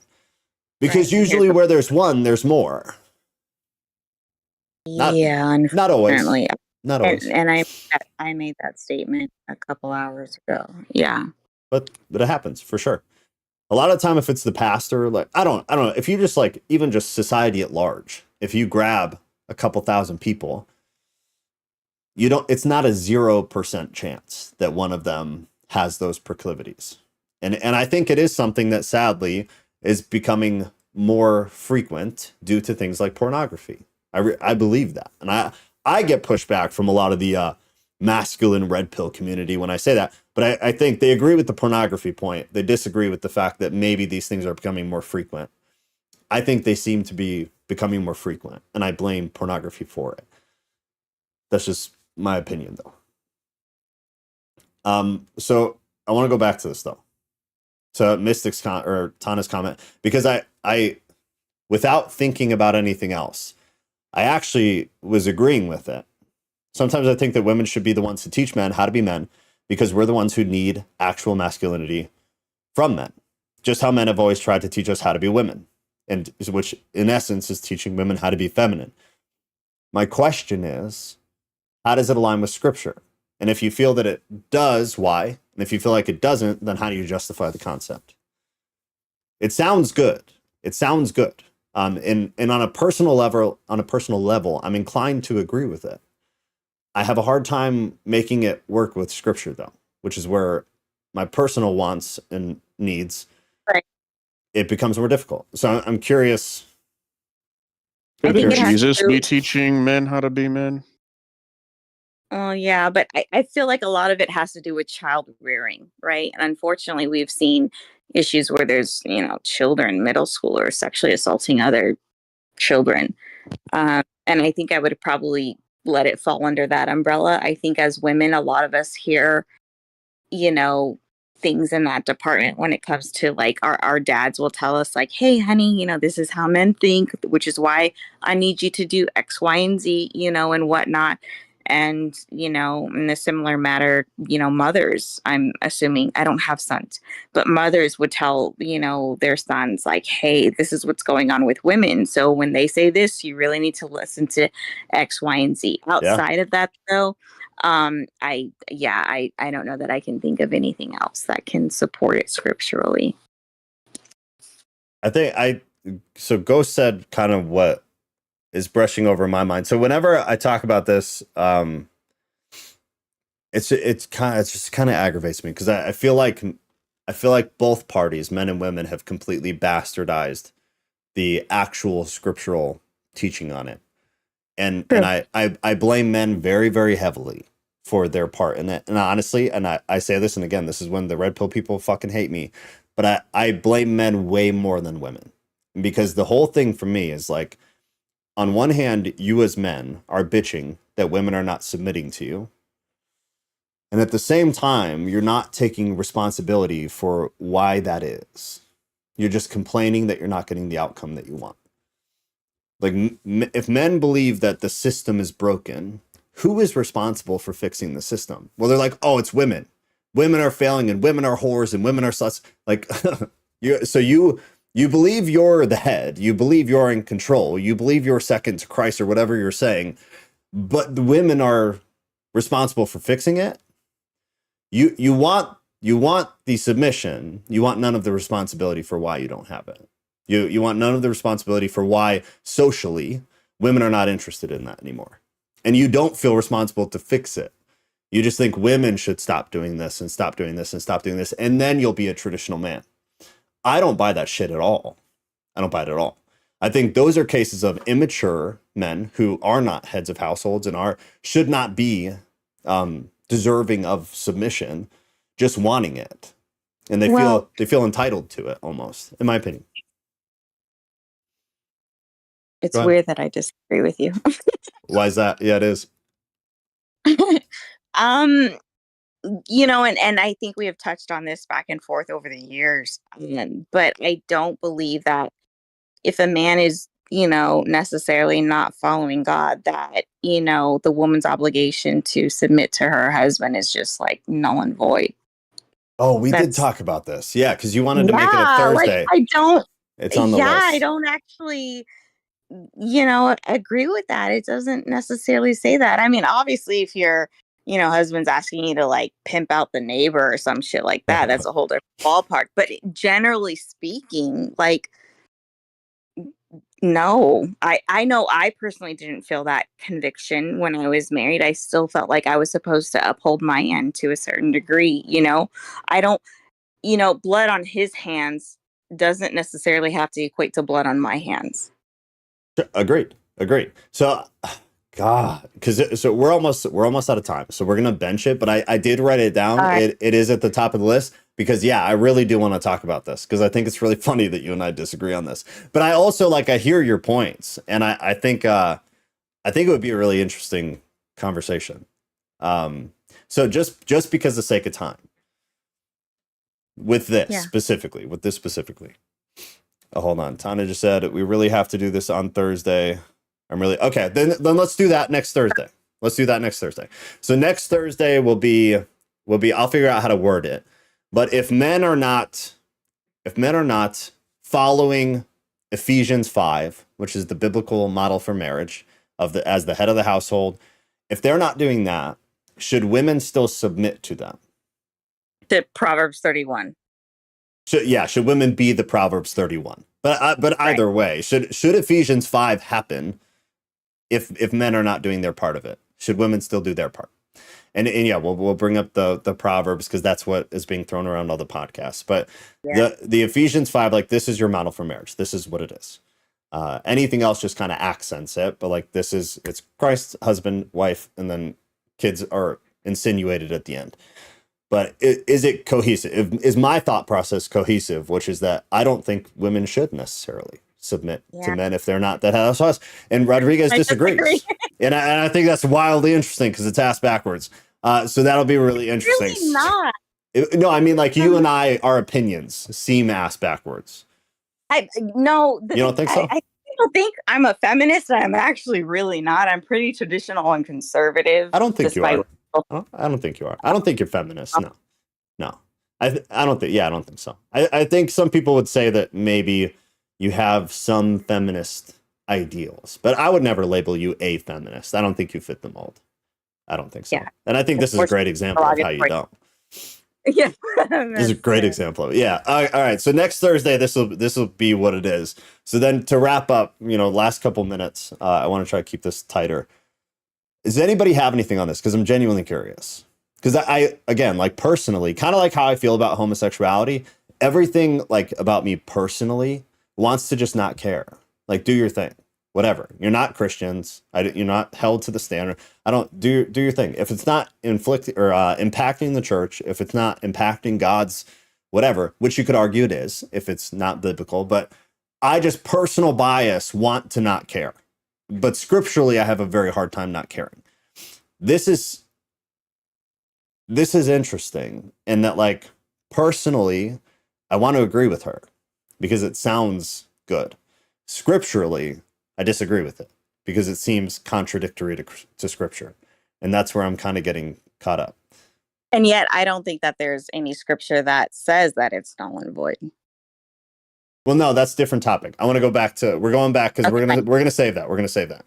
Kat, are you waiting to talk or are you just hanging out? Yes, she is. Come in. Yeah, I was ready a while ago, but I don't want to take us back there. Nobody wants to hear my tangent on that stuff, I'm sure. No, go back. Yes, I do. Yeah, no, go back. No, you don't. Yes, we do. Go back. No, because I'm going to go super far back, and then I'm going to not leave time for other stuff. Tell me what it was on. Honestly, I don't... Tell me what it was on. What was it on? I can't quite remember. It was forever ago. It was the very beginning of when Rod came. Yeah, some of the hate speech stuff, and victimization of women and stuff like that. The same old stuff that I spew about on a regular basis. Did I miss you? Life. Did I miss you somewhere? No. Yeah. No. Do you promise? I pinky promise. Okay, guys, if I ignore, Rodriguez does a good job of saying, trying to bring the women into it. I hope she keeps doing that.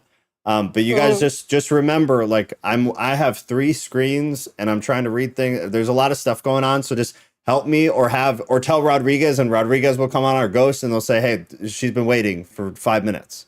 I will never ignore you. I'm just like, I don't notice it or I'm not seeing it. So please try to help me out. There's a lot going on. Kat, if you remember, then please bring it back, because we're just going to do like some random closing stuff. So you being random fits perfectly. So I think it was about the Tate stuff, but okay. that's okay. Well, I'm sure that'll come up at some point too. In masculinity, it comes up often nowadays. I love masculinity and masculine men. I'll say that. Girl, I'm with you on Masculinity that. is not toxic. I love men doing manly stuff. I Yeah. live for it. God bless. God bless Same. you. That is it. Let me see actually. So I posted this. Yeah, this is my Instagram. So half of men and it feel gives us a break, right, Kat? Like what's that? when a man comes up and is a man, I'm like, oh, thank God I can take the back seat on this shit. I'm like, great. I'm not trying to be the boss of anything. Go ahead, have at it. It's I'm a not built for beautiful this thing. shit. It's a beautiful thing. As long as it's functioning properly, I think it's a beautiful thing. I think it can go anything in extremes, and anything done improperly, I think is a disaster waiting to happen. But 39% of men feel pressured to be manly during sexual interactions, implying that they need to, 49%, be dominant or in control, 40% have a certain amount of physical strength. This is how men are feeling. I'm not going to read all of this. It's on my Instagram if you want to go see it. But I asked people's opinions. Like, what does it mean to be a man? Really, is it so bad that men feel pressured to be masculine? Is that a bad thing? What I actually said was, how dare society expect people to do, and behave and express themselves in line with reality? How dare women expect men to perform sexually in a masculine manner? And I caveat that this doesn't require BDSM. It just means masculine. How dare women expect men to have a rudimentary understanding of how to fix things in their house and not have to call someone to sweep leaves off your back porch? How dare we put this pressure on men? This is unreasonable. This is an unreasonable expectation. This is an atrocity. But this is real. This was a real article that was actually, with no irony, was saying that men feel too much pressure to be men. It's so hard out there, baby girl. It's so hard out there being men. Oh, here we go. You have such a hard time. I thought it was a fucking joke. Men, they need to be. The whole thing, and there's... Go ahead. I immediately thought of Lilith when it came to dominance and things like, yeah, because wasn't that the thing that you had said is like, oh, she was trying to dominate Adam and blah blah blah. Yeah, it's old mythology. And I'm like, yeah. really? Like, yeah, she was like a super feminist infant killer. Yeah, she was a special one. I don't. I mean, over positions. What's that? I mean, over positions. That just seemed a bit much, but I'll leave that alone. Yeah, no, it's mythology. It's mythology. It's old Jewish mythology. I mean, some people believe it's true, but I mean, you guys know I don't believe. I'm not a literal Genesis person to begin with, so obviously, like the branch offs of it, are not my cup of tea. But I just find it funny that we want men to be less masculine. I wonder how long that would last if the roads stop being, and not that only men do that, but it is way, way, way predominantly men who like fix the roads, keep the electrical running, drill for oil, like all these things that are considered like plumbers, masculine jobs. Mostly effeminate men are not in these industries. I know because I subcontract all of these industries every day. And they're not effeminate men. They're masculine men. Good for me? Yes. Why? High five that. Why? Are you being sarcastic? No, I'm actually not. I'm sorry. It sounds like I'm always sarcastic, but I'm really not. Okay. Really I mean, not. it's good. We're general contractors. So we contract all sorts of every trade you can possibly imagine. We use all over the place for different jobs. So you see all these people. I can honestly say never in my career have I ever seen an effeminate contractor. I'm sure they exist. But they're not keeping society running. And also we've had women. We've had women for sure. They exist. They're a part of it. Hell yeah. But it's predominantly men. So if we destroy masculinity, I just wonder how long that would last when everything you know and love about the life that we lead just completely crumbles. Does it have to check all the boxes though? What do you mean? Like, I have a couple uncles that worked with, automotive, auto body type stuff. So I knew a lot about cars, and my ex-husband didn't know anything about cars. And so whenever I told him, like, hey, I need you to go get the oil, 5W20 or whatever, and he wouldn't listen, he'd come back with something for like a big rig or something.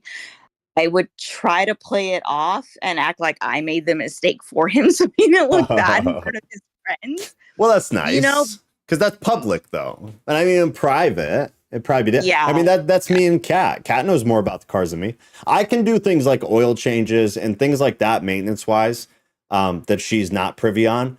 But she can show me exactly like how motors work and where the carburetors are and how to, because she worked on cars like that.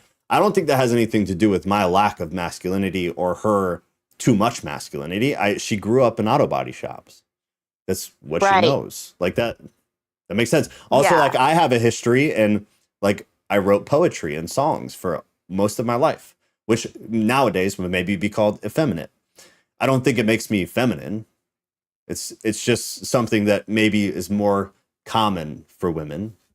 Just like cars are more common for men. But Kat could be like a, and not to use this word in like a sexual orientation way, but she could be like a butch female and know a lot about cars, which I'd argue is probably most of them. Like there's more butch women in contracting than feminine women. Well, I mean like masculine in participation in life. I don't know if bitches. Go ahead. There's like 3 types of women that are into the quote masculine jobs, such as working on cars or construction, and it usually is the women that are super masculine, or it's the ladies that are like super into cars, and they're holding a pipe wrench underneath the car for a photo shoot. When why do you have a pipe wrench? What is that? Are you like what? Why? Attention. So and then there's like the very few like me, which I never got to meet, and I was around pinup models all of the time. Like they flooded the shops that I worked in, which was awesome to see, but none of them were relatable. I befriended none of them. None of them were cool.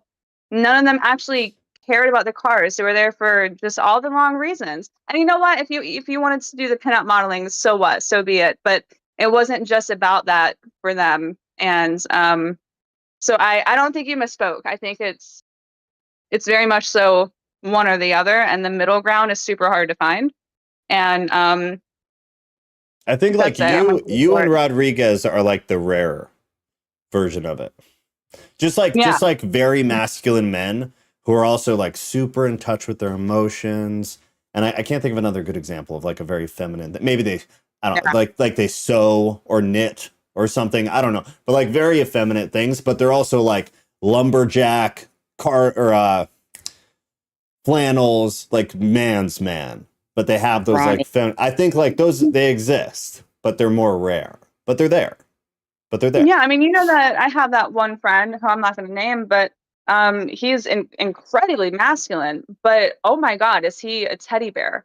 Yeah. I mean, all he cares about, all he wants to talk about is his plants and his cacti and how he just moved and he's seeing all the different landscapes and he can't wait until this grows. And I'm like, dude, who are you?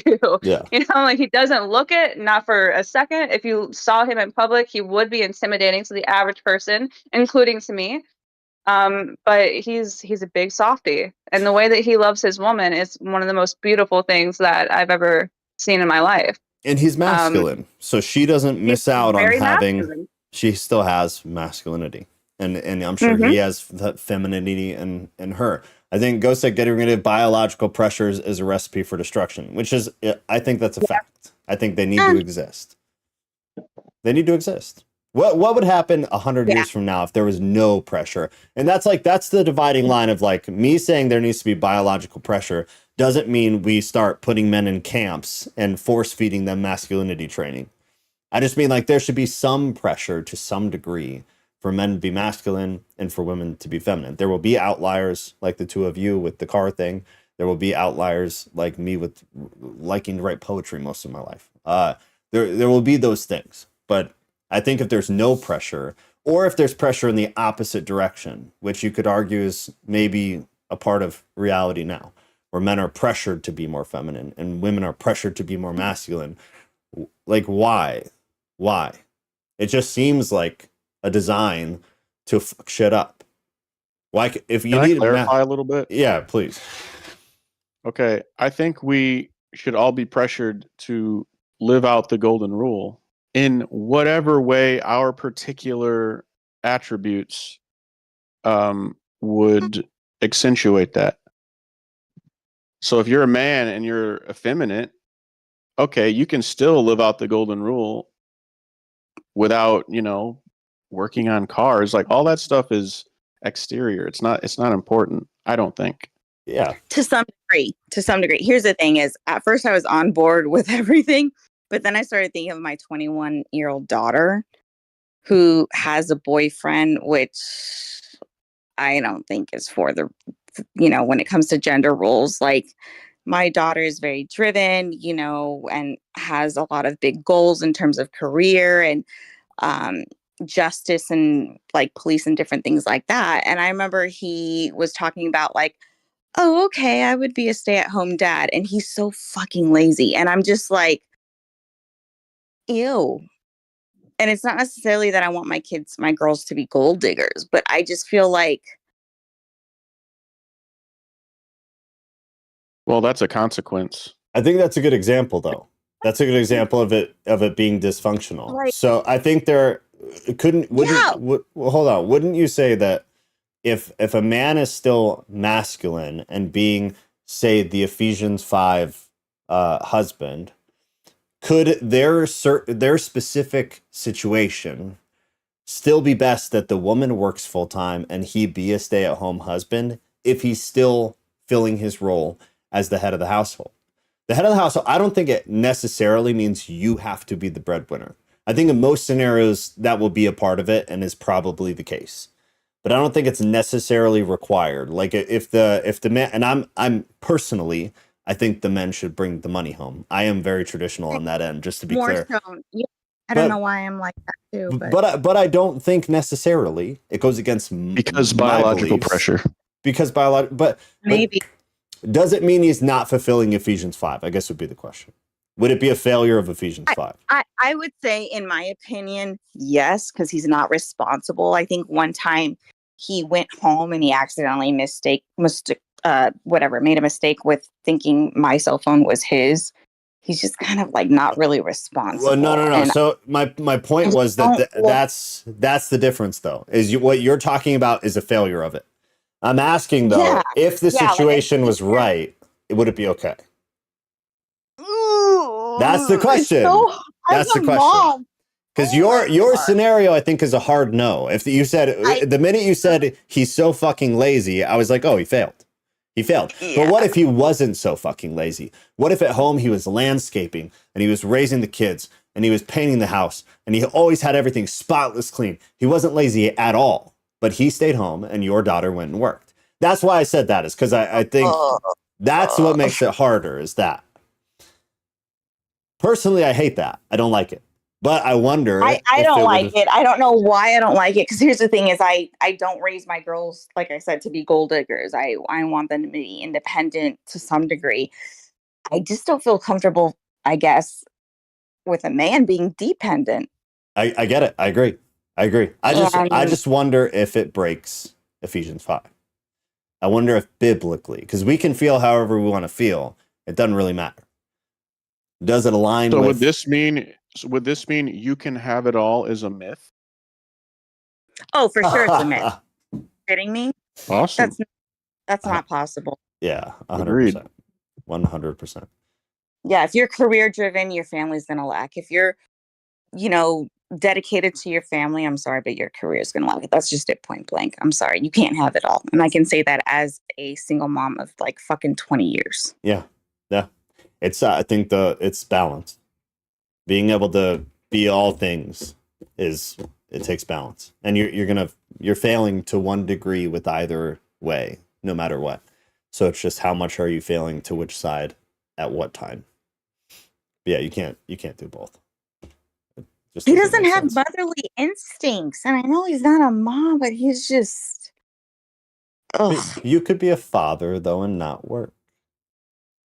That's the thing. I disagree with it. But you have to be able to entertain things that you don't agree with, and so I'm entertaining it. I'm on your side though. I think it's probably the fact that he's lazy is an immediate no. Get him the hell away from your kid. I was trying to pick up after my kids, and I put like this flower scrunchie away, and then he ended up coming back like 2 days later looking for his flower scrunchie for his man bun, and I'm just like, he has a man bun. Get the. That's what I'm trying to tell you, bro. The only person on the face of the planet who can have a man bun, his name is Gareth Soloway, and he is a financial genius, and he is the only one. He's the only one I've ever made an exception for. Samurais. That's fair. That's fair. They're the OGs of the man buns. That's true. So Tana said, I totally agree with Ghost on that, though. That was to the last point that you make, Ghost, what we were just talking about. She said, I'm so excited to talk about this next week. Excuse me, there's nothing wrong with a man bun. My husband has long hair. Long hair and man buns are two different things. A man bun is when, I guess, who the hell am I? But the way I view it is you shave all of your head but the top, and you just put that tiny little loaf of bread on your head up in just the tiniest of cutest little buns in the back. There are guys at my gym who wear it. It just drives me insane. It drives me insane. Yeah. I just want to grab it. I just want to grab it. I'm going to sound like Joe. Baby girl, listen. If the guy has a man bun and he freaking looks like Thor, run. I won't object. Or what's his name? Jason whatever. I know who I won't. Heck, I probably won't even notice that the man bun is there. Okay, but I 1000% assure you that my daughter's boyfriend does not fall into that category whatsoever. Just pray that she sees the light. Exactly. That's all. Yeah. I mean, if she's got any sense, she'll come to it at some point. Amen. And I'm sure she does. So just give it time. I will. Okay. All right. We got to start wrapping up. Ruth said, I'm friends with the masculine Mr. Mom. God, I would be mortified if somebody called me that. and nothing against you, Ruth, at all. I just mean, like, for me personally, if someone referred to me as that, it would destroy my masculinity. But that means I'm very fragile. I've learned that in 2023. She's the one with the better degree. He stays home with the girls and new baby boy. I think, like I said, I think it works. I'm not a fan of it. I don't like it. I don't think I would ever be able to do it unless Kat, for some reason, became like this wild position that just there's no way we could possibly turn it down. And even then, I think we would argue about it. About to be. First of all, let me publicly say that if I end up making bank here, laugh. If I end up making bank with this newfound position of mine, and you want to stay at home and take care of 12 animals and do the deck and do the landscaping and do, I don't know, the attic, whatever, the house projects that I can never get to because I'm drowning in the regular stuff every day, I would never say a word. I would never look at you as anything less. I would literally praise you on my hands and knees. To me, that is like, I wouldn't mind it at all. No. At all. Get the hell out of here. You and I need to talk. Listen, if that means I get a new backyard, I don't care. We have I'll do people it for a year, that. 2 years. Okay, no. I am the people. That's the thing. We are the people. I am the people. Yes, we are. I will pay the people. Joe. I'm not spending money on this. No. We do it in-house, baby. Baby girl. Well, okay, well, I'm doing it. Fine. We're gonna need to have a chat after this, okay? Apparently so. Gotta go to bed. Mikkel, good night. Love you.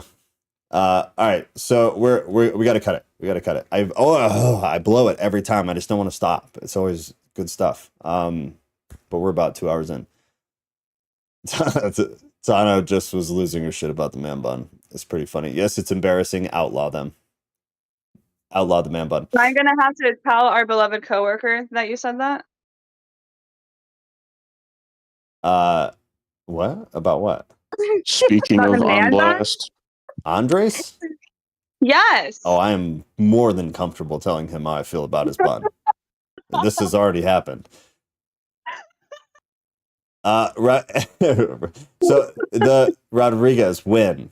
I guess I would say to that, because it was probably years ago when I had bots running the Instagram. I said that. Okay, yeah, And then I was I had gonna bots. unfollow, but I was like, okay, this fool has good content, so I'll let it go. Yeah, so for the longest time, you used to be able to just run bots. So they'd follow a bunch of people within the Christian sphere, and then weeks later it would unfollow them all, and then follow more, and then unfollow them all. And that's how that works.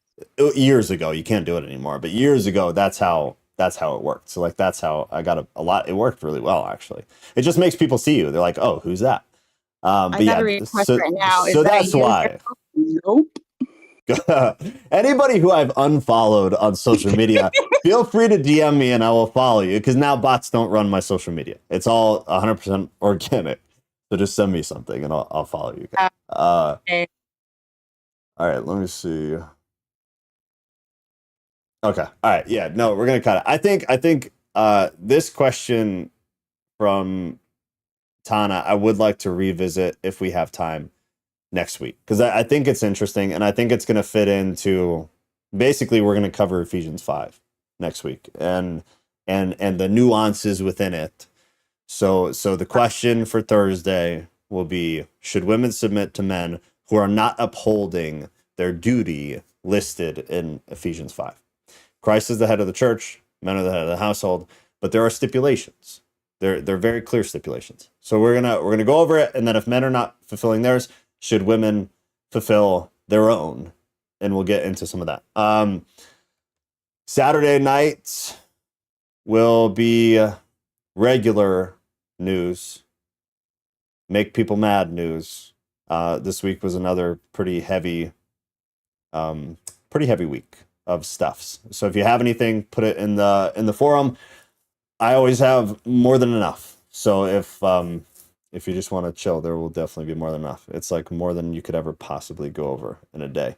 And then I'll save some of these for a later date, because some of these were really good. There were some really, like Rodriguez, you would love this one. How church abuse is aided and abetted.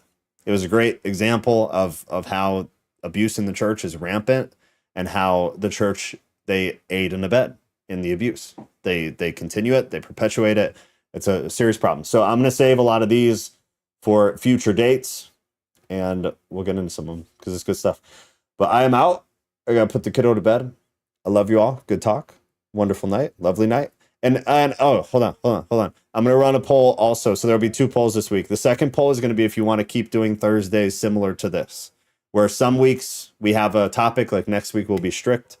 But if we don't have a topic, then it'll just be an open forum. And then maybe during the open forum, we'll start talking about something like, this needs to be a Thursday. This needs to be a topic. And then that'll be the next week. And just keep it more free flowing, where it's like a live poll rather than what we've been doing. I don't know. We'll see. But let me know what you think about it. I think that's it. Yeah, that's it. All right. I love y'all. I'm out. Have a lovely night.